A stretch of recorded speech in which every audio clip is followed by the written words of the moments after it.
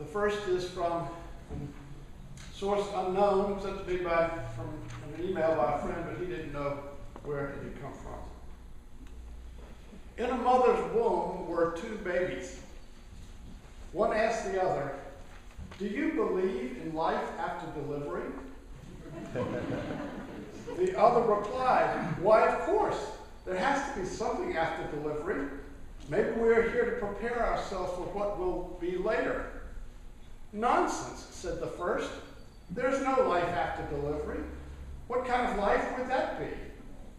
The second said, "I don't know, but there will be more light than here. Maybe we will walk with our legs and eat from our mouths. Maybe we will have other senses that we can't understand now." The first replied, "That is absurd. Walking is impossible. And eating with our mouths? Ridiculous. The umbilical cord supplies nutrition and everything we need, but the umbilical cord is so short. Life after delivery is to be logically excluded." The second insisted, "Well, I think there is something, and maybe it's different than it is here. Maybe we won't need this physical cord anymore." The first replied, "Nonsense. And moreover, if there is life, why has no one ever come back from there? Delivery is the end of life, and in the after delivery there is nothing but darkness and silence and oblivion. It takes us nowhere." "Well, I don't know," said the second, "but certainly we will meet Mother, and she will take care of us." The first replied, "Mother? You actually believe in Mother? That's laughable. If Mother exists, then where is she now?" The second said, "She is all around us. We are surrounded by her. We are of her. It is in her that we live. Without her, this world would not and could not exist." Said the first, "Well, I don't see her, so it is only logical that she doesn't exist." To which the second replied, "Sometimes, when you're in silence, and you focus, and you really listen, you can perceive her presence, and you can hear her loving voice calling down from above."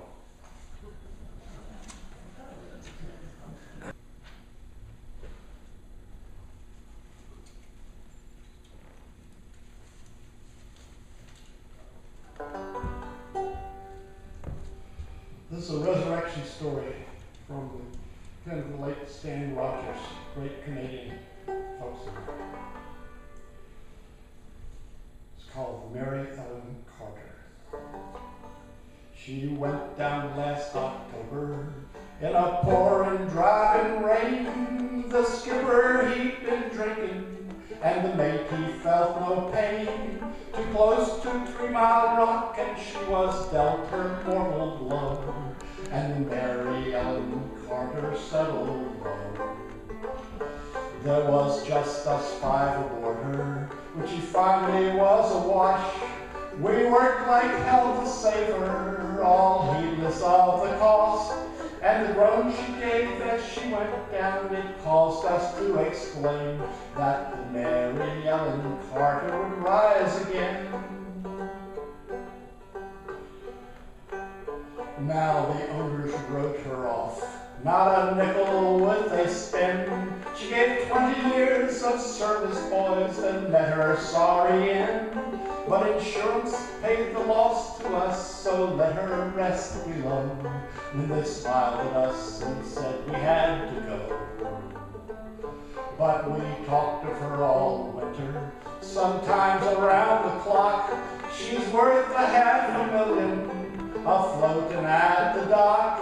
And with every jar that hit the bar, we swore we would remain and make the Mary Ellen Carter rise again. You can sing the chorus if you want. Rise again, rise again, rise again. That her name not be lost to the knowledge of men. Those who loved her best and were with her to the end will make the Mary Ellen Carter rise again.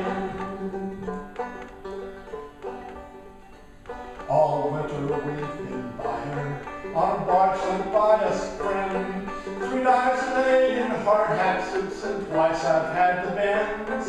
Thank God it's only 60 feet, and the currents here are slow, or I'd never have the strength to go below.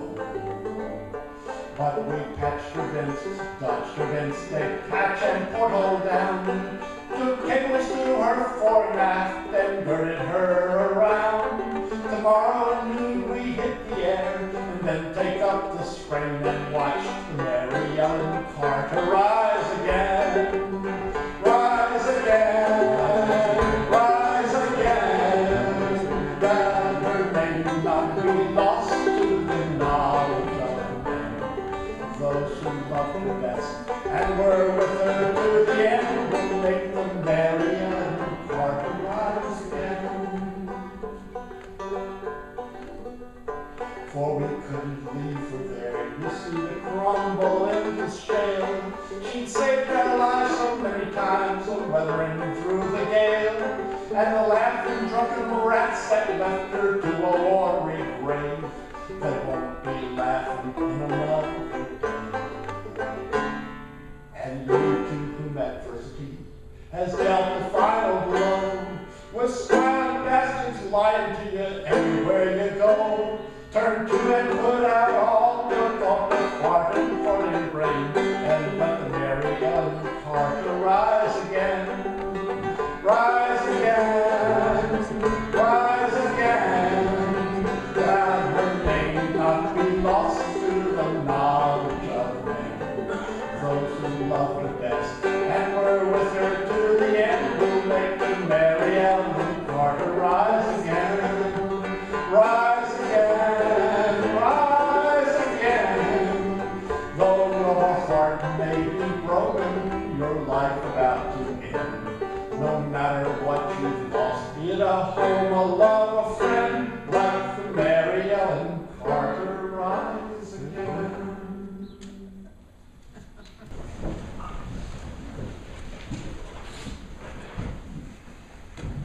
Rise in body or spirit. Here we are, Unitarian Universalists, celebrating Easter, the Christian holiday central to the Orthodox version of that faith, which is based around the resurrection of Jesus. Some of the awkwardness of this is expressed in the story of 3 third-grade boys on the playground, a Lutheran, a Baptist, and a Unitarian Universalist. It was just before the Easter holiday, and the Lutheran and Baptist kids were chiding the UU boy, "You're not even Christian. What do you know about Easter?" And the UU boy answered, "Sure I know about Easter. Jesus was crucified on Friday, and you all believe he descended into hell, and then on Sunday he rose from the dead." "Yes, that's right," said the Baptist and Lutheran kids. "And what else?" The UU kid thought for a moment and added, "And if he sees his shadow, he goes back underground within 60 years."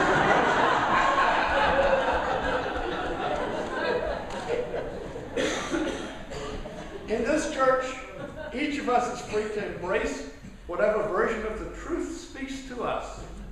Both Unitarianism and Universalism grew out of Christianity, and our churches remain open today to those who believe the central tenets of Christian orthodoxy and to those who don't.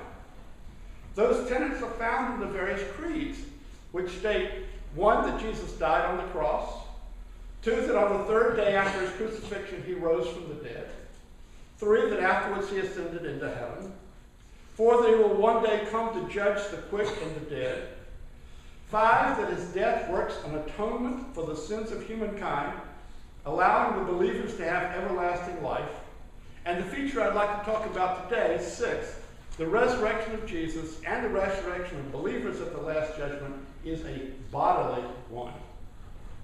The problem with the creeds in general is that they talk a lot about Jesus' birth and Jesus' death, and not at all about his life, his teachings, and his ministry, which happened in between, which are to me what is most worth remembering. But let's focus on resurrection of the body.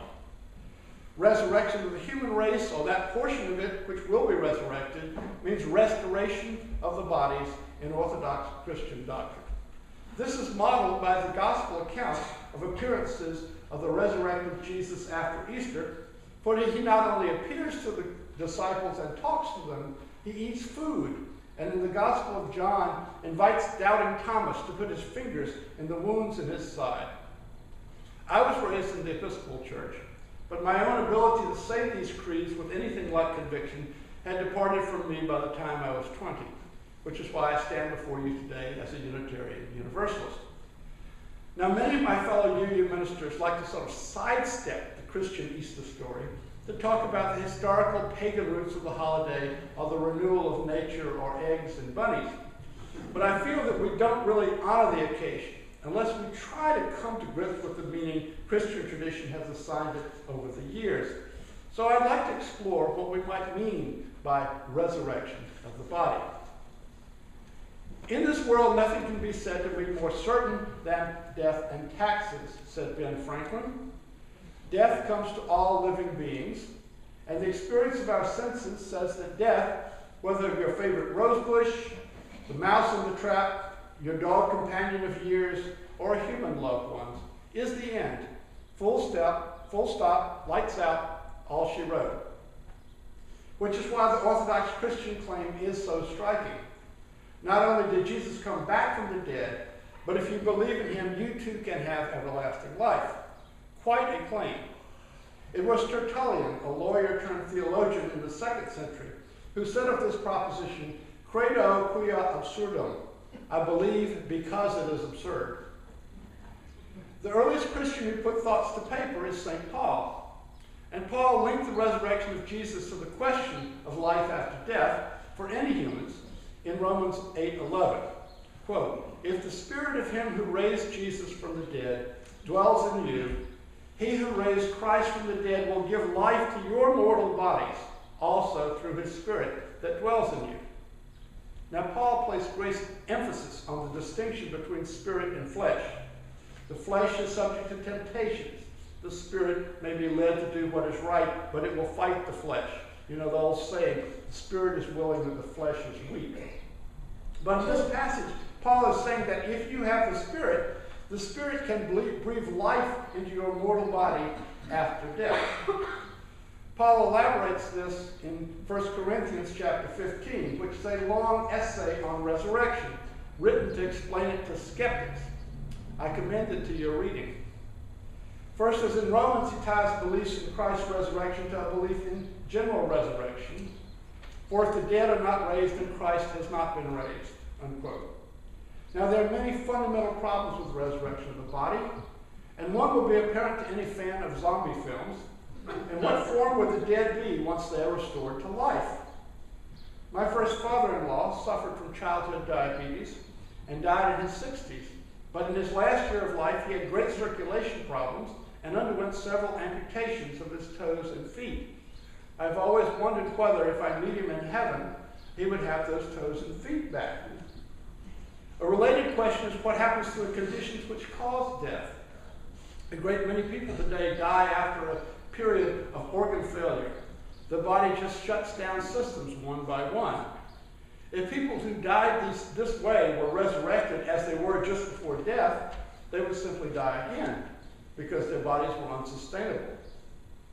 And there's the question of where we could put all the people if we resurrected them. I once read somewhere that 1 out of every 20 people who has ever lived is alive today. But that means that 19 out of every 20 people who has ever lived is dead. And if we raised all of them, we would have a 19-fold increase in population. Some of the people Paul was writing to in Corinth must have made objections like this because Paul writes, quote, but someone will ask, how are the dead raised? With what kind of body do they come? Fool! What you sow does not come to life unless it dies. And as for what you sow, you do not sow the body that is to be, but a bare seed, perhaps of wheat or of some other grain. But God gives it a body as he is chosen, and to each kind of seed its own body. Not all flesh is alike, but there is one flesh for human beings, another for animals, another for birds, and another for fish. Unquote. This seems to imply that we will be given different bodies after we die, as the mature plant is different from the seed. Paul continues in this vein, quote, "So it is with the resurrection of the dead. What is sown is perishable, what is raised is imperishable." Handel quotes, "You'll be raised incorruptible," right? "It is sown in dishonor, it is raised in glory. It is sown in weakness, it is raised in power. It is sown a physical body, it is raised a spiritual body. If there is a physical body, there's also a spiritual body," unquote. I can't tell you exactly what all this means. To me, it seems that Paul has muddied the waters. He had such a nice distinction going between body and spirit, but now he's talking about a spiritual body. Recall that in Romans, Paul had said that the Spirit can breathe life into the body. Well, I titled this sermon, "Rise in Body or Spirit," which is a phrase I and a lot of you ministers use when we're inviting people to stand in order to sing a hymn. I use that phrase because it seems to me that that's the choice we have at Easter. We can believe in a bodily resurrection, or we can believe in a spiritual resurrection. Or I guess as a third choice, we can believe in no resurrection at all. The difference between the bodily and the spiritual resurrection was well expressed by the late Forrest Church, minister of All Souls in Manhattan. He said he himself doubts whether Jesus was physically resurrected or not, and for many people that would be the end of story. Quote, "Christianity would be a delusion. File it with the Easter Bunny under springtime fantasies," unquote. But he continues, quote, "That this fails to shake my faith is irrelevant because my faith isn't grounded in the bodily resurrection of Jesus. I ground my faith, my Christian faith," this is Forrest Church talking, "instead in the spiritual rebirth of Jesus' followers, a saving transformation as available to us today as it was to his disciples so very long ago."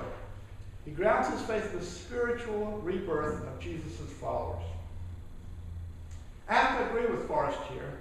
After all the studying I have done, trying to separate the Jesus baby from the Jesus bathwater, the real miracle is that the radical message of love that Jesus preached survived his death by 50 years in order to be written down, when dozens of other rebel political and religious movements of the time were brutally suppressed and vanished from history.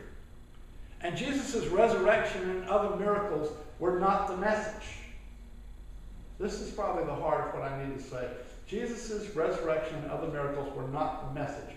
They were the envelope that the message was in, the wrapping that said to the religious minds that day, "This is important.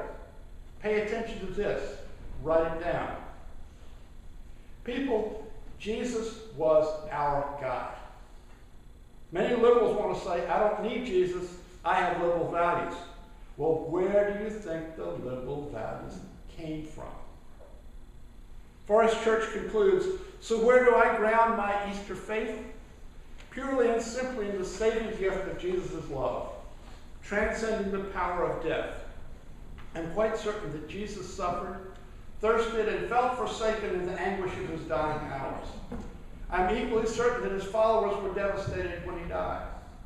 They expected for him to live and save them, but then a miracle took place. Jesus did not live to save them. He died and saved them, which is all the more powerful, however you choose to interpret it. For him and for them, even after death, in his love, Jesus lived on. In his disciples' hearts, he reigned as never before. Everything that mattered about his was theirs now.